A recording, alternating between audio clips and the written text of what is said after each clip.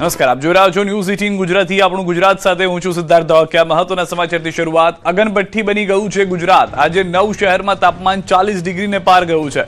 5 શહેરોમાં પારો 43 ડિગ્રીને પાર પહોંચી ગયો છે. 44.3 ડિગ્રી સાથે રાજકોટ સૌથી હોટેસ્ટ સિટી નોંધાયું છે. અમરેલીમાં 44.1 ડિગ્રીએ પહોંચી ગઈ છે ગરમી. વડોદરામાં 43.6 ડિગ્રીએ પહોંચ્યો છે પારો. અમદાવાદ અને ભુજમાં 43.3 ડિગ્રી તાપમાન નોંધાયું છે. ગાંધીનગરમાં 42.9 ડિગ્રી, ડીસામાં 42.6 ડિગ્રી તાપમાન નોંધાયું છે. સુરતમાં 41.7 અને ભાવનગરમાં 41.2 ડિગ્રી તાપમાન નોંધાયા હોવાની જાણકારી છે.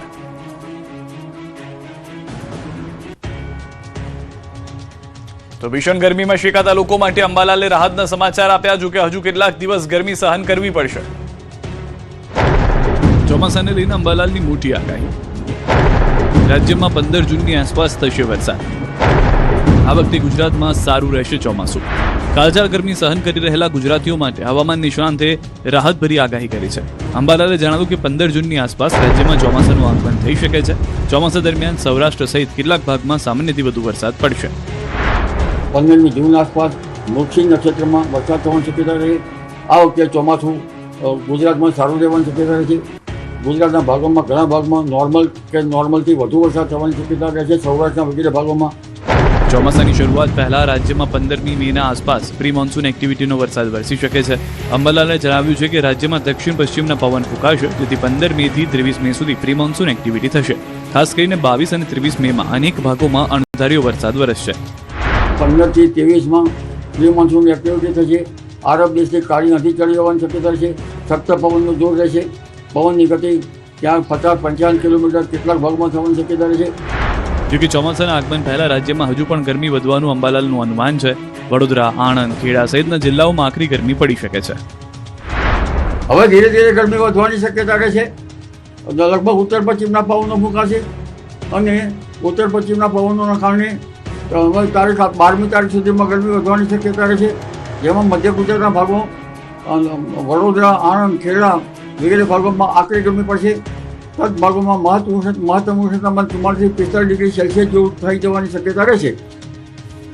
આ તરફ અમદાવાદ અને ભાવનગરમાં તોફાની તત્વો બેફામ. માંડલના એક ગામમાં કાજલ મહેરિયાના પતિ પર પણ હુમલો. અમદાવાદનું માંડલ તાલુકાનું ડઢાણા ગામ, જ્યાં લગ્નનો માહોલ હતો, ગરબાની રમઝટ જામી હતી અને સ્ટેજ પર કાજલ મહેરિયા ગાઈ રહી હતી. પરંતુ અચાનક જ આ ખુશીનો માહોલ ભયમાં ફેરવાઈ ગયો.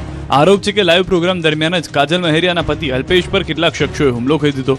આ હુમલાને પગલે કાર્યક્રમમાં અફરાતફરી મચી ગઈ. આ હુમલા પાછળ પ્રેમ લગ્નની અદાવત હોવાની ચર્ચાએ જોર પકડ્યું છે.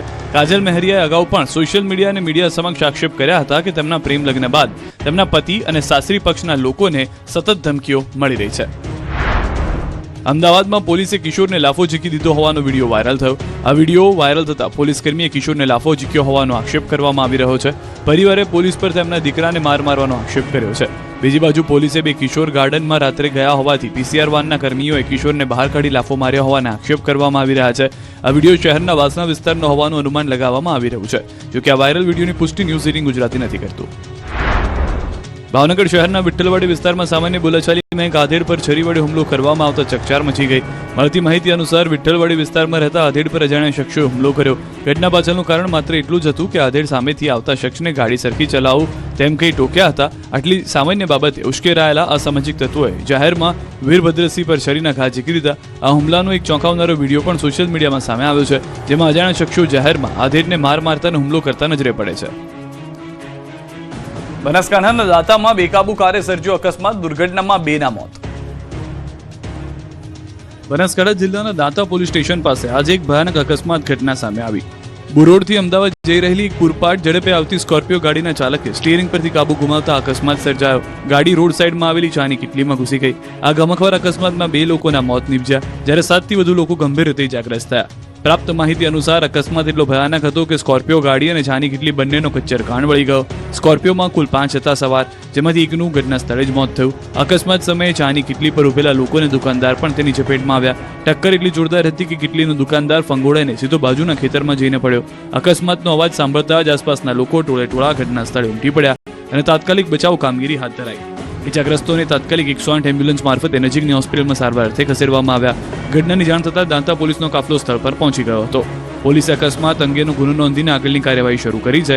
પ્રાથમિક દ્રષ્ટિએ ગાડીની અતિશય ઝડપ અકસ્માતનું મુખ્ય કારણ હોવાનું મનાઈ રહ્યું છે. સનસનીખેજ અકસ્માતના સીસીટીવી સામે આવ્યા. રાજકોટની ગોંડલ ચોકડી પર થયો હતો અકસ્માત. રાજકોટની ગોંડલ ચોકડી પાસે સ્કોર્પિયો અને ઇકો કાર વચ્ચે ગમખ્વાર અકસ્માત સર્જાયો. ગત 4 મેના રોજ સર્જાયેલા ભયાનક અકસ્માતમાં વધુ કેટલાક સીસીટીવી ફૂટેજ સામે આવ્યા. આ દ્રશ્યો જ કહી આપે છે કે અકસ્માત કેટલો ભયાનક હશે. આ અકસ્માતમાં અત્યાર સુધીમાં એક જ પરિવારના 3 સભ્યોએ જીવ ગુમાવ્યા.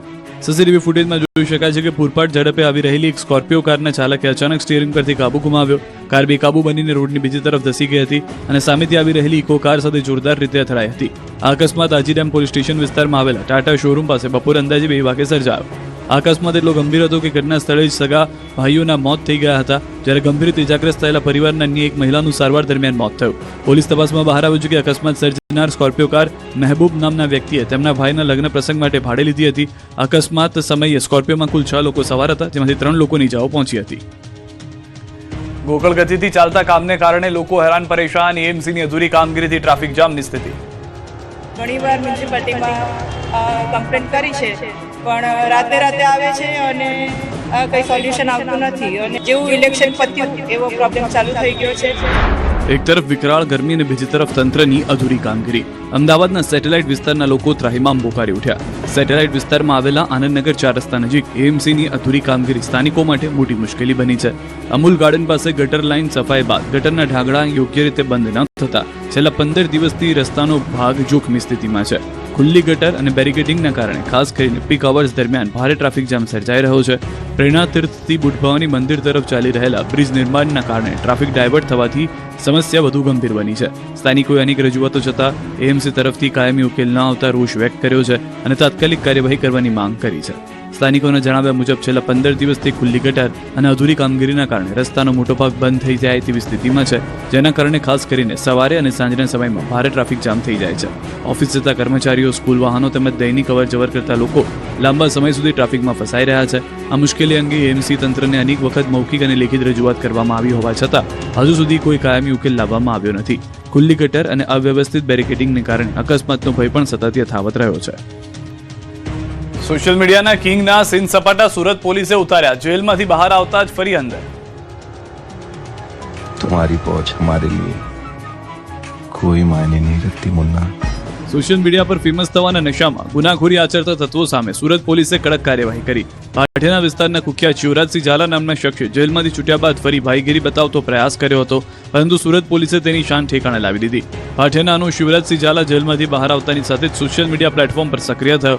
તેણે સમાજમાં ભયનો માહોલ ઊભો થાય અને પોતાની કહેવાતી ભાઈગીરી દેખાય તેવા હેતુથી ગુનાખોરીને પ્રોત્સાહન આપતી રીલ્સ બનાવી.